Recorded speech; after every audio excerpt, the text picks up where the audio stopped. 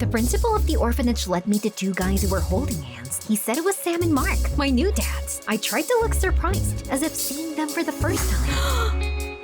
After all, this was all part of our plan with the guys. The principal handed over my documents to the fathers, and I got into the smart sports car of my friends, Handsome Sam and Brutal Mark. We were in the car, and I was so happy.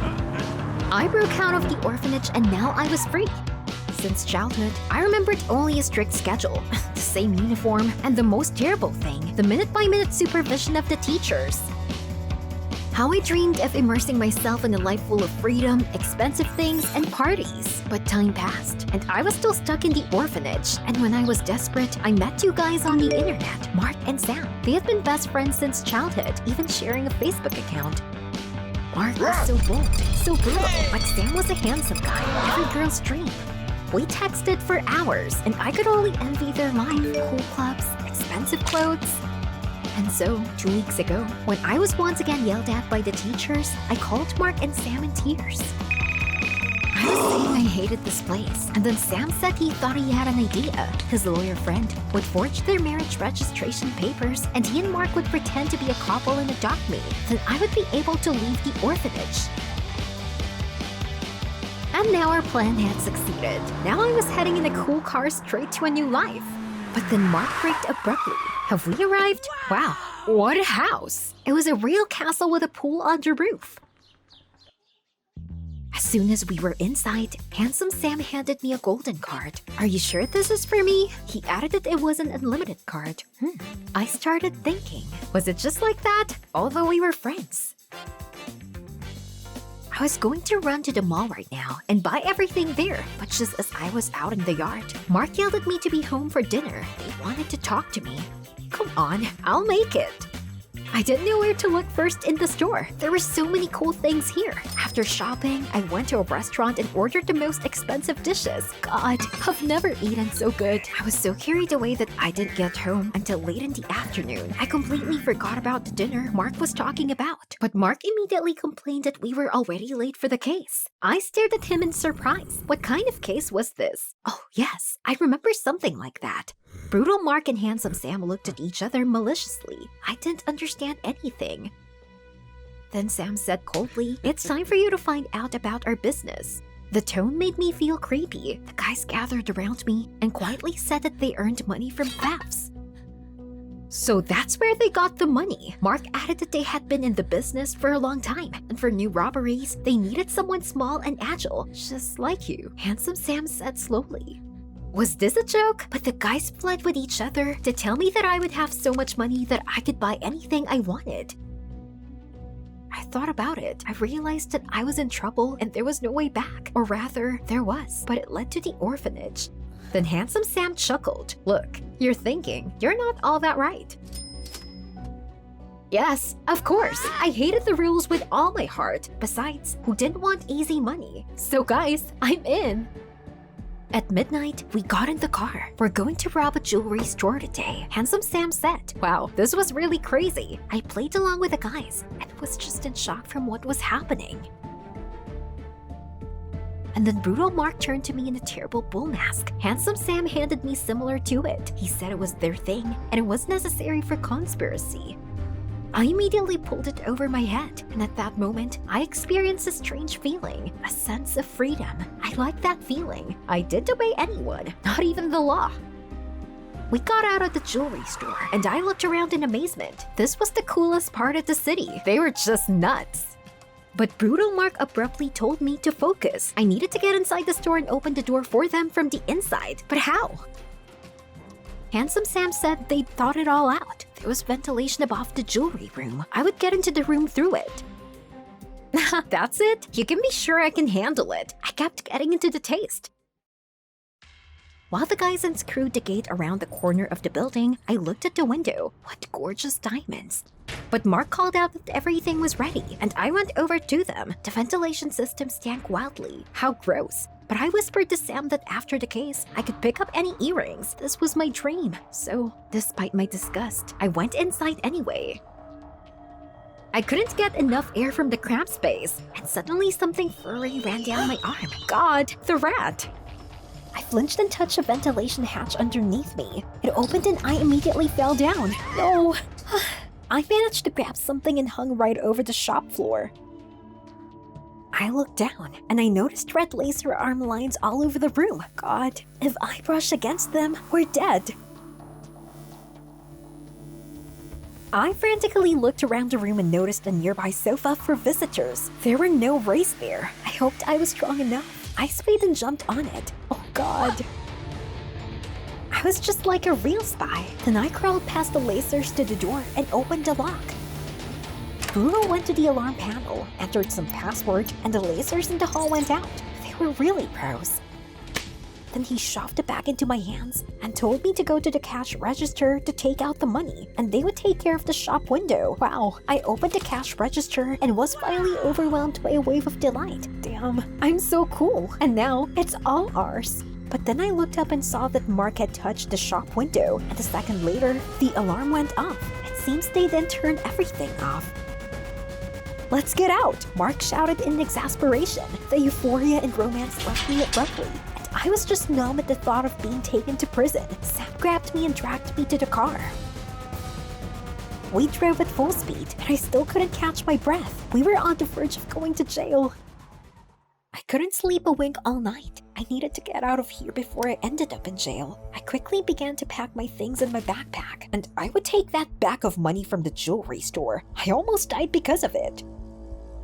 I crept into Mark's room and started looking for it. Man, where's the bag? I accidentally hit a tin can and it clattered under the bed. God, if Mark woke up now, I would be dead. I pressed myself against the wall, but I think I was okay. And then I noticed the handle of the bag. I grabbed it and crawled to the door. Freedom was only a few steps away. I opened the door. That's it. Done. Yes. Suddenly I heard Mark's voice behind me. Then he grabbed my arm. I tried to explain myself as I went along, but Mark said angrily that if I tried to run away, they would turn me into the cops as a criminal. What? How dare you? Mark pressed me against the wall and continued. They would say that since my arrival, valuable things had started to disappear from the house. And who would they believe? Them or a hooligan girl from an orphanage? I wanted to cry from impotence. He threw me into the room and said we had a new case tonight. We would clean out the fashion store. The guys locked me in my room for the day. It was unbearable. In the evening, Mark dragged me back to the car. There were tears in my eyes. This was not the freedom I dreamed of. We drove up to the store and Mark said I should spray paint the cameras. And if I tried to do something, they would hurt me. Brutal Mark easily opened the lock and we went into the store. Wow, there are such huge balls here. I glanced at the door, but Mark pushed me sharply toward the cameras. I waited for the brutal Mark to move away and began waving my hands at the camera. I wish someone would notice me and save me. But then Sam turned around and asked me how I was doing. I frantically began to spray paint on the camera, and then I got an idea. What if I just pretended to paint over the cameras? Then the guys would be spotted and put in jail, and I wouldn't have to help them anymore. I only needed to choose the moment and pull off their masks. Then the camera would capture their faces. So I did. The guys were so busy raking money out of the cash register that they didn't even notice anything. There was no time to delay, so I jumped up to Handsome Sam and was about to pull off his mask when he suddenly twisted my arm. I screamed at the sharp pain, but he covered my mouth. And at that moment, Handsome Sam noticed that the cameras were not painted over. He was furious. Oh no, they understood. I ran for the exit, but Brutal Mark blocked my path. My heart was pounding. Brutal Mark angrily hissed that I decided to set them up for the second time, and they did not forgive this. And then I noticed an alarm button on the wall. I reached out and pressed it, but nothing happened. The next thing I knew, Mark was grabbing me and tying me up, and then taping my mouth shut. The guys dragged me to the car through the back door and threw me in the trunk. I was sitting in the trunk. Awesome. My freedom ended before it even started. Apparently, it served me right. I played too much and crossed the line, and they would probably dump me in some lake somewhere. My sad thoughts were interrupted by the sharp sound of sirens. It was the cops. The button worked. I heard one of them approach the guys and ask something, but Sam innocently replied that they had just arrived.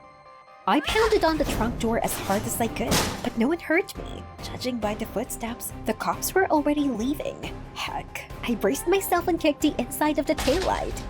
It worked! I knocked it out and managed to stick my hand through the hole from the taillight. The guys had already started the car. Sam pulled away and we drove off. Everything inside me collapsed. Now it was definitely over. Images from the orphanage began to flash through my mind, and for a moment, I even felt warmer in my heart. Heck, I would give anything to have everything back as it was. Suddenly, the car turned sharply somewhere and stopped. What happened? Someone opened the trunk and I was immediately blinded by the light of a flashlight. No, don't touch me, I shouted. It was the cops. Looks like I just got lucky. But at the police station, one of the cops came up to me and said cheerfully, "Well done. You know the first rule of kidnapping. Knock out the taillight from the inside and call for help." He saw me, went after the car, and saved me from Mark and Sam. It turned out that the cops had been looking for these bull gang robbers for a long time.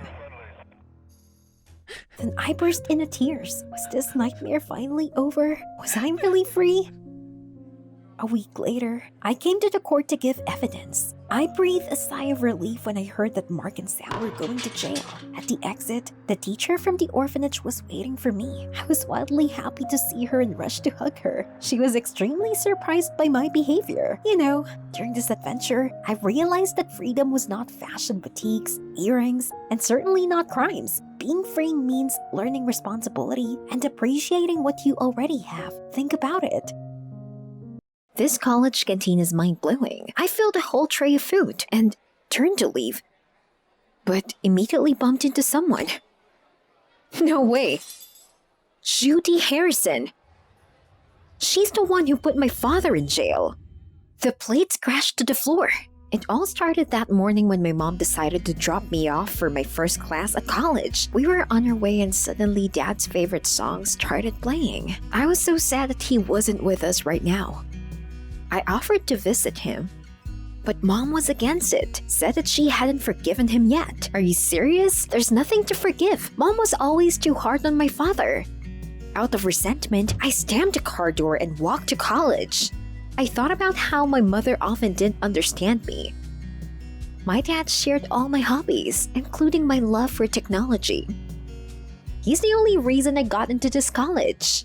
But for 3 years, Dad has been rotting in prison for nothing. And all because of this Judy Harrison. She accused my father of molesting her. Dad denied everything. Of course, he couldn't do that. She just set him up, but the jury didn't believe him. But they believed Judy's tear-stained face. And now my dad will spend 10 years behind bars. How can I accept this? All these years, I've longed for justice. So I was standing in front of Judy in the college cafeteria. The shock made the words stick in my throat. And I shout out into the hall. Charlie, my friend, caught up with me. I told him everything, barely able to contain my anger. I was angry with myself for not telling Harrison everything right away, but then I realized it was for the best. I don't think she recognized me. This was my chance to get Judy to tell the truth to the police. By the end of the day in college, I had a plan in mind getting this Judy out. First, Charlie would hit on her and gain her trust, and then lure her to a secluded place. There she would tell the whole truth. An abandoned construction site nearby was perfect for this. Charlie refused, so I had to push him.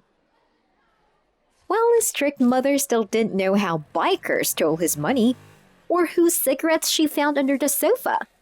I had to cover for Charlie all the time. What did he do for me? After these arguments, Charlie gave up. The game started. We agreed that he would try to get Judy to talk. He would sit down and ask for help with his homework. I needed him to pick her up and ask her out. However, Harrison only explained the tasks to him and then ran away under any pretext. So, I told Charlie to change his tactics, to tell her more personal stories to ingratiate himself with her, and it worked. They gradually grew closer, but Judy did not agree to dates. We had to take a risk. Charlie climbed up to her on the 4th floor with a huge bouquet and begged her to give him a chance. Otherwise, he would jump. At this point, Harrison could not resist and agreed to go with Charlie to the construction site to watch the sunset. Yes! For 2 months, while Charlie was getting close to Judy, I worked through every point of the plan and completely gave up on studying. In parallel, I collected the necessary props for the abandoned construction. I bought a second-hand loudspeaker, printed out photos from the investigation, and made a real prison out of the abandoned building. It took a lot of time to install speakers and cameras all over the construction site. My dad taught me how to deal with technology. I called Charlie the day before, and we discussed all the details. And he said he'd be there if anything happened. I could have sworn that Judy Harrison would remember this date for the rest of her life. When they came, I was already in the excavator's cab, where my laptop was receiving images from every camera on the construction site. I could direct the entire show. Pale Charlie ushered Judy in, locked the door, and disappeared. "Charlie, what's going on?" was all she could say. "Ha, now you'll find out." I gave her instructions over the loudspeaker in the warder's distorted voice while I watched her from the control room. "Judy Harrison, the truth hall is waiting for you." She jumped up in surprise. Harrison lunged for the iron door, but it was locked. She backed away from the passageway and ran down the hall. Judy looked around in confusion. Photos of beaten prisoners were plastered on the walls, and terrible screams were coming from the speakers. In parallel, I conducted an interrogation about the events of that evening. She didn't answer me, just staggered on in silence, a grimace of fear on her face. So, she reached the climax. Prison. It was a decorated room with skulls where a wooden box stood alone in the center. "You have been found guilty of libel against Henry Chapman," I concluded, "and you will be punished as you deserve. Come to the box now." Then the gate behind her slammed shut, and the room filled with blood-red light. Harrison turned pale. "Please let me out," she screamed. "I'm claustrophobic." I was silent for a few minutes while Harrison howled. Finally, she went to the box and took out a prison uniform with her tag on it. "You take the rap. 10 years. By this time, I had come down from my hiding place and out to Judy. "I'm Henry Chapman's daughter, and you lied about his good name, and now you're not leaving here until you agreed to tell the police." Harrison suddenly began to choke. She turned white and fainted. It couldn't be worse. I was furious, but I didn't want her to check out here. I had to help her up and literally drag her out into the hall. Suddenly, with a deft movement, she snatched the radio from me and pushed me aside with all her strength. I just caught a glimpse of Judy pulling the lever with a sly smile. A huge ball on a chain whizzed past me and knocked down the walls. The floor broke and I fell down somewhere. What kind of joke is this? I landed on soft backs and there was a rustling and squeaking sound around me. Oh God, rats! It was useless to call for help. Charlie was in the other wing. Then I heard Harrison yell that she knew everything. Judy knew our plan from somewhere. Now it's my turn to do the quest. She hissed sarcastically. What a stinker. How did I fall for her tricks? Imagine coming back from a party with your brother. Harrison whispered ominously. You must be thinking, which brother am I talking about? You don't have one. But I have. More precisely, what's left of it. Harrison's voice broke and I felt uneasy. So it's late evening. You two go together. And then the car crashes at us. Suddenly, I was blinded by a bright flash. The spotlight hit me right in the face. A drunk driver hits your brother at full speed. Fred was in intensive care. Doctors fought for his life for several days. And then they said that he would always be disabled. My brother had to forget about his career as an athlete. Judy said with pain. I want to show you something. Harrison approached me and handed me the photo. It showed the black Jeep with the license plate ABC 4530. Oh my God! Dad, I could not resist and began to cry. The police didn't believe me. Harrison continued. He got out of it. He found people who allegedly saw his car in another place and the photo was recognized as fake. Then I decided to sort it out myself. She took a picture of Dad while he was alone and made some dirt out of it. This time, cops believed her because she managed to think it all out. Time seemed to have stopped. Harrison didn't say anything, but I just stood there, clutching the photo. You're lying. I screamed and lunged for her. It was going to be a fight, but Charlie came running and pulled me away. It turned out that he had long suspected something was wrong, but could not get through the rebel. He asked me to calm down. The hell with it. This hypocrite didn't dare slander my father. Harrison stared at me, then turned and left without a word. I didn't expect this. I went to jail right after that damn construction site. I told my dad what I had heard, word for word, and waited with bated breath for his answer. Come on, tell me. But he was silent, his head bowed. So it happened like this. My vision went dark. I was hoping that my father would refute everything, but all he said was that it was a difficult period in his life. How could he deceive me? I don't remember how I left or how long I wandered the streets. I hated everyone, deciding not to go home.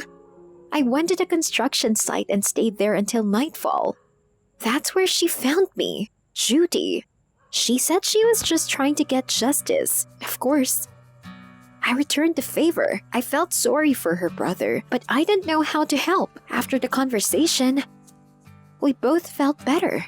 The next day I looked for Charlie. However, in college, I immediately got to the principal. It turned out that I failed the test, and at this rate, I could lose the scholarship. I was so ashamed that with this stupid revenge, I completely gave up on my studies. I also felt guilty about Charlie. I noticed that he liked Harrison, but he was literally torn between us. Well, I told him. Since Judy and I had made up, I didn't mind him hitting on her. I realized how important it was to be able to forgive, especially if you were loved. Yes, it's not easy for me to accept my father's lies, but I have to meet him again and try to make things right. And I need to explain everything to my mother. Maybe now she can forgive him. After all, he only has us now. I ran with all my strength down the dark alley. But at the turn, I slipped and fell. No, these guys surrounded me. I thought I was finished, but the bullies were hailed by a boy and a girl. Seeing them, the bandits fled. The guys came up to me and helped me up. We got acquainted. It was Tina and Billy, high school students from my new school. I was shaking at the thought of what bullies could do to me, and the guys offered me to go to a cafe together so that I could recover a little. In gratitude for the rescue, I offered to get them something. Tina was very nice and she kept praising my jewelry, and Billy was joking. We stayed up late, and Tina offered to give me a lift. I gladly agreed. You never know what else could have happened. But suddenly, the car went in the other direction. I looked around uneasily. There was something monstrous in Tina's smile. I shivered as I began to understand what was happening. Tina coldly said that they would pay big money for such a rich girl. Have I been kidnapped? The thought made me lose my sense of reality. I reached for the door to get out, but Billy grabbed my arms tightly. Tina blocked the doors and ordered Billy to put it back over my head. All I noticed was that Billy didn't look too strong, and he seemed a little scared as he awkwardly put the bag over my head. I could hardly breathe in the heavy bag, and shouting was out of the question. No one would have heard me anyway. I'm alone. The only people in this town I trusted turned out to be traitors, like everyone else. Finally, the car stopped, and I was dragged out into the street. Tina and Billy picked me up and dragged me somewhere. I was almost unconscious from lack of air, but I instinctively tried to resist. Then Billy pulled the bag off my head. We were in the terrible dark basement. Before I could look around, Tina handed me a cell phone. She ordered me to call my parents and tell them that I had been kidnapped, and that they demand a ransom of $100,000 urgently. I tried to explain that my family didn't have that money, but Tina wasn't listening. She said you couldn't tell that from my clothes. I assured her that I just wanted everyone at the new school to like me. In response, Tina took a swing at me. I managed to dodge and crashed into a dilapidated wardrobe in the corner of the room. Dust rained down on me from above. I helplessly looked around, huddling in the wardrobe. Suddenly, Billy stood up for me. I didn't understand why he did it, but I inwardly thanked him. Tina looked at me in such a way that I realized that if I didn't do what she wanted, I wouldn't get off so easily. With shaking hands, I dialed a number and called home.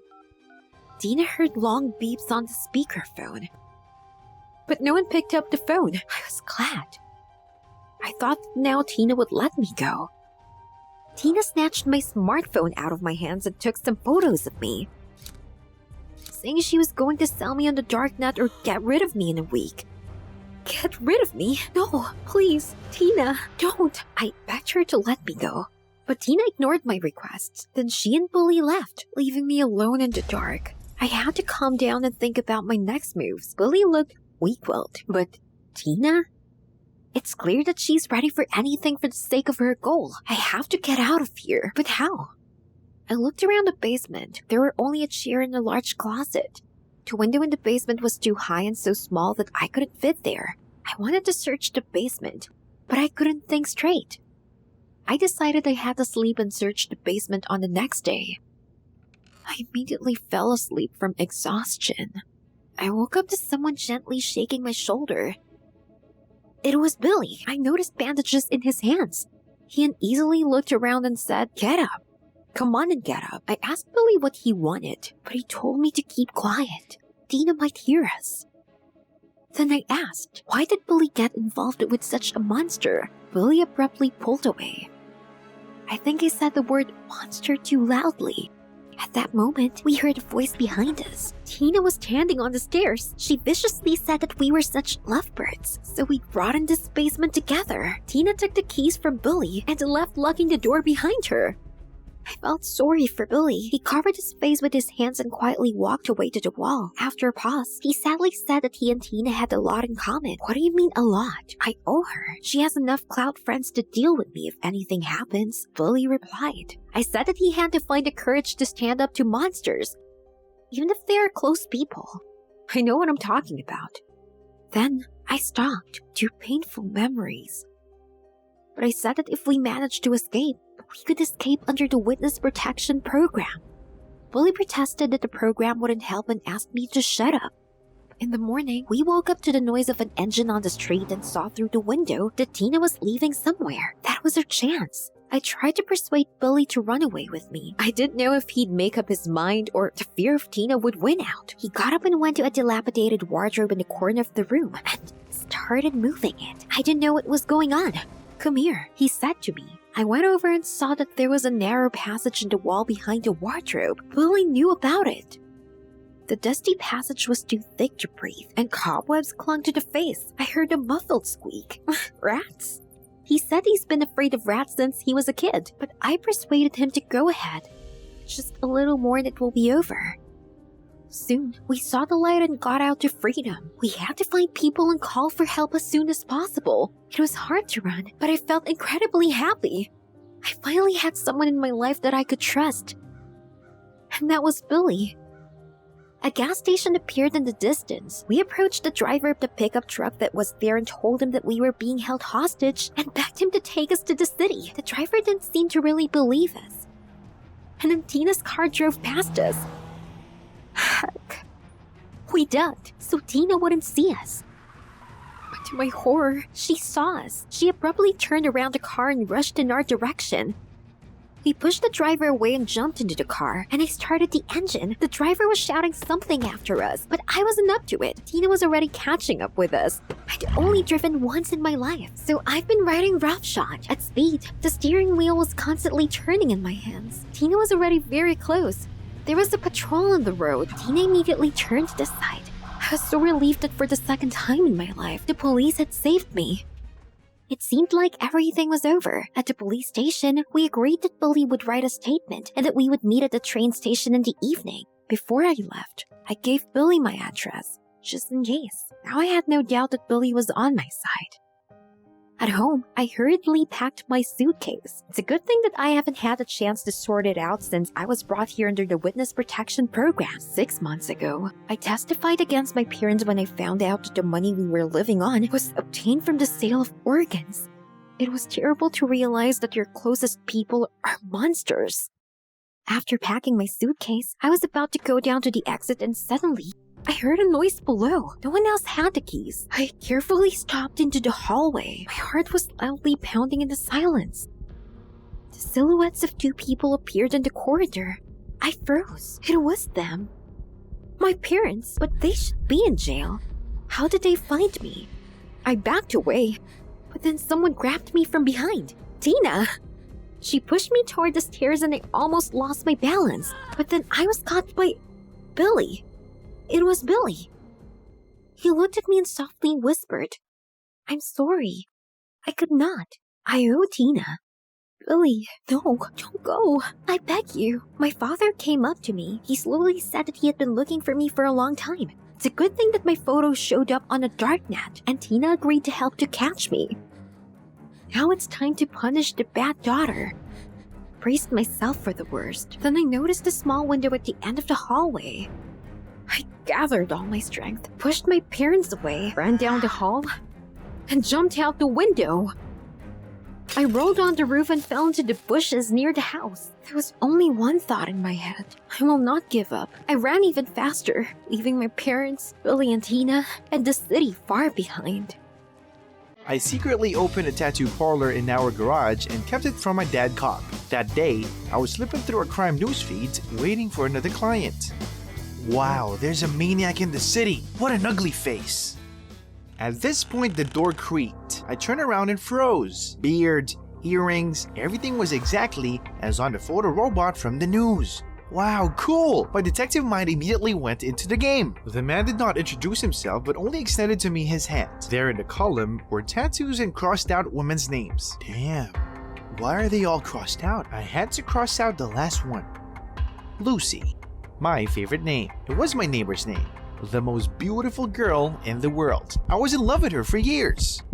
Yep, I was only 13 and she was 19. But so what? Because of my fascination with detectives, I had almost no friends and everyone laughed at me. But cops actually did not cope.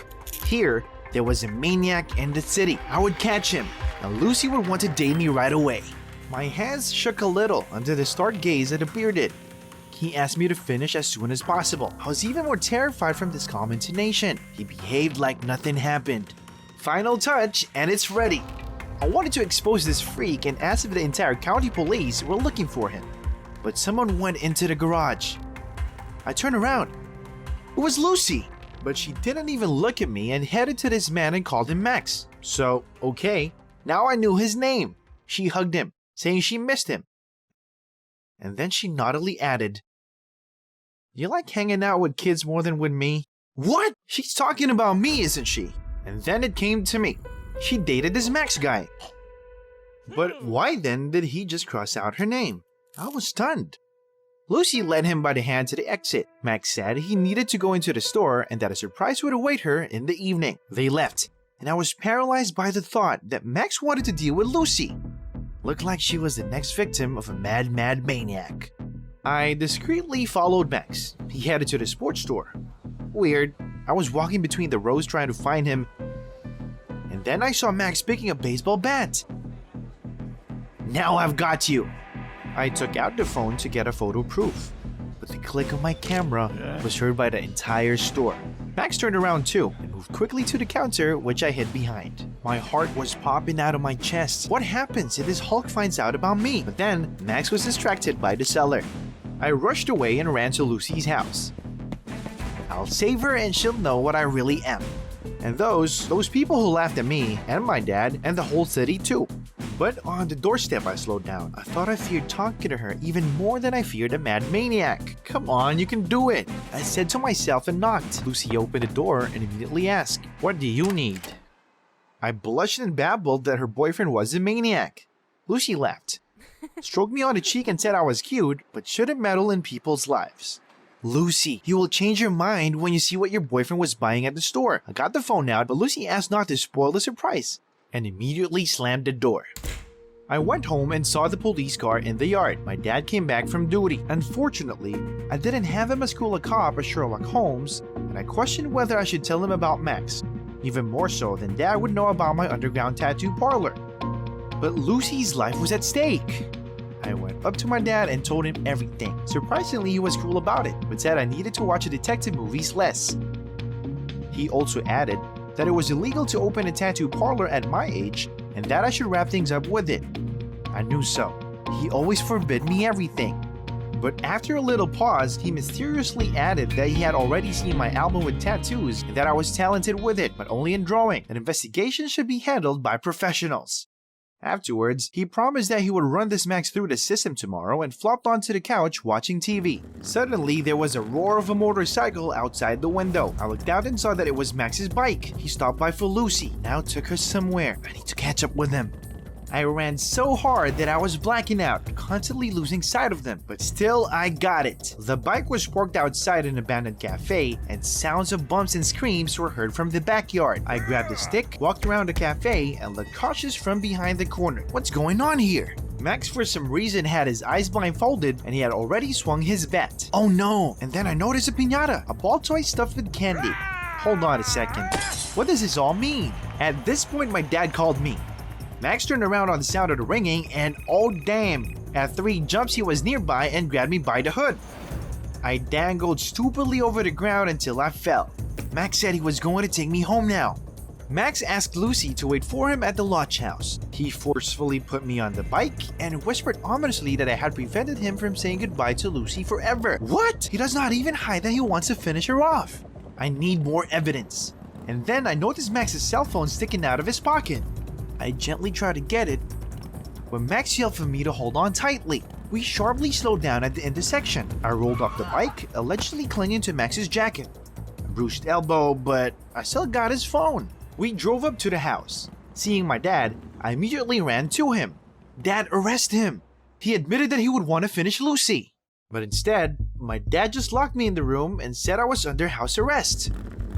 I wasn't going to give up so easy. And most importantly, I already had a solid evidence, Mike's cell phone. And indeed, it was full of chats with girls. There was no time to think, so I opened the window and carefully climbed out. I needed to save Lucy. In his text messages, there were coordinates to the guest house by the lake, which Max spoke about. But it was a 2-hour drive. How do I get there? There were no taxis at night. And then my dad's car caught my eyes. I could find myself in prison for this, but I was ready to take a chance. Lucy's life mattered more. I got in the car and wanted to start it, but accidentally turned on the siren. Damn, not that button. My dad stormed out right away and ran to me screaming. I quickly started the car and hit the gas. I'll save Lucy. I'll reveal Max, and you'll understand everything, Dad. 2 hours later, I was already near the lake and left the car away so I could not be noticed. I saw in the movies that they did so. But my legs refused to go. I exhaled. If I end up dead today, then at least I will be remembered as a hero. I rushed to the house, but someone grabbed me from behind, clutching my mouth. It was Max. Terrified, I tried to break out, but he only squeezed me harder. He started whispering some nonsense into my ears. Turns out Lucy was after him, and now we were both in danger. I didn't believe a word. As soon as Max's grip loosened, I yelled with all my might, "Lucy, save yourself!" And then she appeared.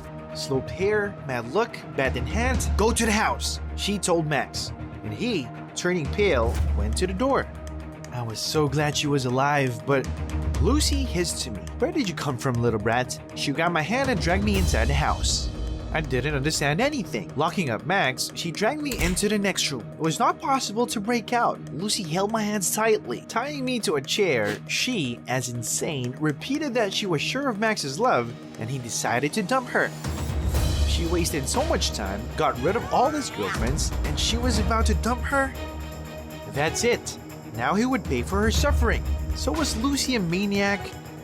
That thought made me shiver. Lucy left. And from the next room there were shouts and rumble. I had to do something. Tightly tied up, I could only make the chair rickety in the hope that it would fall and break. I knew this sometimes worked in detectives. I pushed myself with my feet and fell on my back.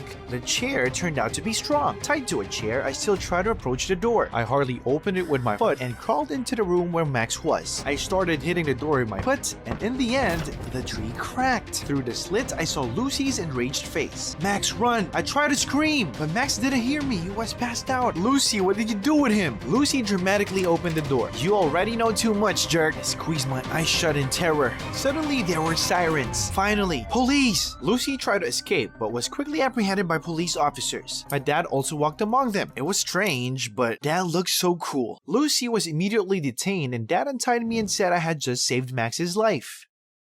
I was so grateful to my dad for help.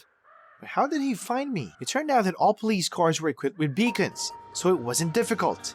On the way home, Dad said I had a flair for criminals, just like he had in his youth. I didn't understand anything. But what about the photo robot from the news? It was Max. Dad bursted out laughing and said all the beardies were similar. I had to be careful when I blamed someone.